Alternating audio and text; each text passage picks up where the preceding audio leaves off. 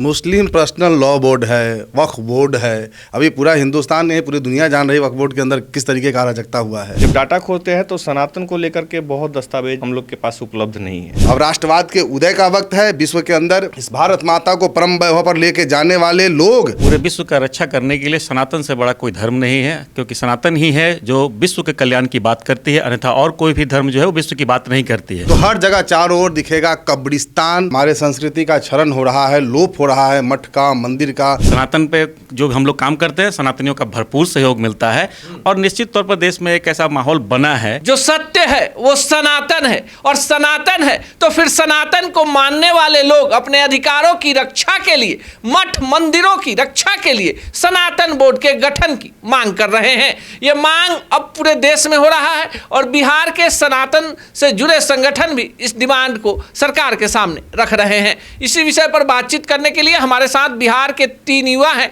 जिसमें राजीव बरमर्सी हैं, जिन्होंने हिंदू पुत्र संगठन का निर्माण कराया है। हमारे साथ मनीष कुमार सिंह हैं, जो सामाजिक कार्यकर्ता हैं, सनातन पर काम करते हैं, और मिथिलेश तिवारी हैं, जो हाजीपुर के इलाके में बड़ा अभियान चलाते हैं। अब बातचीत की शुरुआत करेंगे तो इन्हीं से जानेंगे कि आखिर सनातन बोर्ड क्यों, राजीव बरमर्सी जी, क्यों होना चाहिए सनातन बोर्ड इसलिए आवश्यक है कि जिस तरीके से हमारे संस्कृति का क्षरण हो रहा है, लोप हो रहा है, मठ का, मंदिर का, ज़मीनों का अधिग्रहण हो रहा है, कोई पूछने वाला, कोई समझने वाला नहीं है। तो एक आयोग होना चाहिए जहां पर जाकर के मठ मंदिर के जुड़े हुए जो लोग हैं, जो भक्त हैं, जो उनके मठाधीश हैं, जाएं, साधु संत के लिए भी कोई सुनने का स्थान हो। तो यह आवश्यक था और हम उम्मीद करते हैं कि इससे बदलाव इस बिहार के अंदर मठ मंदिर को लेकर के देखने को मिलेगा। चलिए, मठ मंदिर को लेकर बड़ा बदलाव होगा। मनीष कुमार सिंह जी, आपको क्या लगता है कि सनातन बोर्ड क्यों नहीं अभी तक देश में बन पाया? देखिए, सनातन बोर्ड नहीं बनने का कारण है सरकार की नीयत। सरकार ये एक्सेप्ट नहीं कर पा रही है कि हम किसी एक विंग को लेकर अगर हम चलेंगे तो आगे का जो अधूरा कुछ विंग है वो हमारे साथ नहीं आ पाएगी। ये राजनीति है।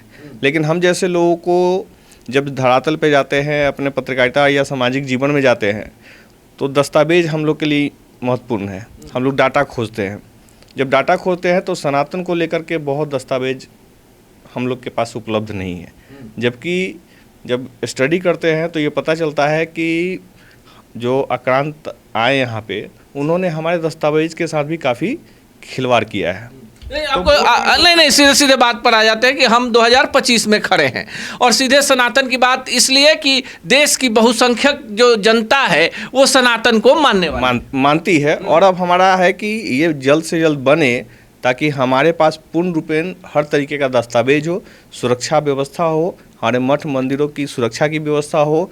अब सामान्य रूप से देखते होंगे सड़कें बनती हैं तो मंदिरों को तोड़ दिया जाता है, और कोई मतलब उसमें कौन सा नियम आता है पता नहीं, लेकिन अन्य समुदाय के चीज़ों पे आप देखते हैं कोई भी चीज़ नहीं चलता है। गंभीर विषय है, इस पर हम आते हैं। हमारे साथ मिथिलेश तिवारी जी हैं। आपको क्यों लगता है कि सनातन बोर्ड होना चाहिए?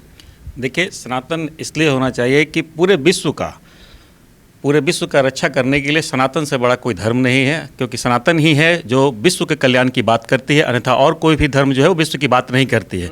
हम जमीन से लेकर आसमान तक, वायु से लेकर पानी तक, वृक्ष से लेकर जीव तक, हम सभी की रक्षा की बात करते हैं। तो सनातन ही है जो सबका रक्षक है। तो निश्चित तौर पर इन सबों की रक्षा करने के लिए सनातन बोर्ड का निर्माण होना चाहिए। चलिए, राजीव बरमर्सी जी, जैसे सनातन बोर्ड की बात होती है, होता है कि हिंदू राष्ट्र बनाने की बात हो रही है, जो केंद्र की सरकार है उसका एक छुपा हुआ एजेंडा है, लेकिन बाकी जब दूसरे धर्मों के लिए काम होता है तो उस समय ये सवाल क्यों नहीं उठता? मुस्लिम पर्सनल लॉ बोर्ड है, वक्फ बोर्ड है। अभी पूरा हिंदुस्तान नहीं, पूरी दुनिया जान रही है वक्फ बोर्ड के अंदर किस तरीके का अराजकता हुआ है। ये बिहार के अंदर जहाँ कहीं भी जाएंगे तो आपको म्यूज़ियम नहीं दिखेगा, आपको पर्यटन स्थल उतना नहीं दिखेगा, आपको नहीं दिखेगा बच्चे खेल रहे हैं किसी भी ऐसे मैदान में, वहाँ दिखेगा। तो हर जगह चारों ओर दिखेगा कब्रिस्तान और उसकी 4 दीवारी। इसके लिए कोई नहीं सोच रहा है कि हिंदुस्तान के अंदर अघोषित रूप से हिंदुस्तान के ज़मीनों पर एक समुदाय विशेष का कब्जा सरकार के द्वारा किया गया। इस पर तो किसी ने कोई अब तक आवाज़ उठाने का प्रयास नहीं किया। हमारे संस्कृत के जितने विद्यालय महाविद्यालय ध्वस्त हो गए, जो संस्कृत बोर्ड था उसको ख़त्म कर दिया गया इस लालू की सरकार में। अगर आज सनातन को लेकर के फिर से एक नया मंच बना है, उसमें लोगों को जिस तरीके से डाला गया है उस पर विवाद हो जाना, सनातन को लेकर किस तरीके से जो बिहार के अंदर में एक गर्माहट आई है, हम कहते हैं कि ये वही लोग हैं जो आक्रांताओं के पल रहे इस भारत के अंदर विषैले सपोलों को सुरक्षा प्रदान करना, उनको सहूलियत देना, लेकिन जो बहुसंख्यक हिंदू समाज के रहने वाले हमारे भाई, हमारी माताएं बहनें हैं, उनके और उनके पूजा पद्धति से, हमारे मठ मंदिर, हमारी संस्कृति, हमारी लोक भाषा, इनसे उनको परहेज है। तो हमको लगता है कि अब दिन बदल रहा है, यह जो वक्त है अब राष्ट्रवाद के उदय का वक्त है। विश्व के अंदर इस भारत माता को परम वैभव पर लेके जाने वाले लोग आज सत्ता में स्थापित हो चुके हैं। बदलाव दिखेगा, मजबूत दिखेगा, और जो इस तरीके से छटपटा रहे हैं उनकी छटपटाहट लाजमी है। तुष्टीकरण करने वाले लोग आज अलवला रहे हैं, इससे कोई फर्क नहीं पड़ना है। चलिए, इससे कोई फर्क नहीं पड़ेगा, लेकिन मनीष जी आपको क्या लगता है अगर सनातन बोर्ड बन जाएगा तो क्या फर्क पड़ जाएगा? देखिए, सनातन एक जीवन शैली है, एक परंपरा है जो अब जी रहे हैं, हम लोग जो बात कर रहे हैं, संवाद कर रहे हैं, वो पूर्ण रूपेण सनातन है।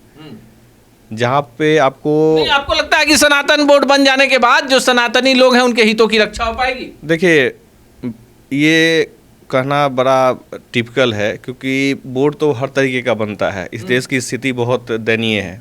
संवैधानिक तौर पे जो भी बोर्ड बनता है सिर्फ नाम का होता है, इसलिए बने और उसको चलाने वाले वैसे लोग हों, अपनाना पड़े। यानी आप कहना चाह रहे हैं कि सनातन बोर्ड बने पर नाम का नहीं बने, काम का बने।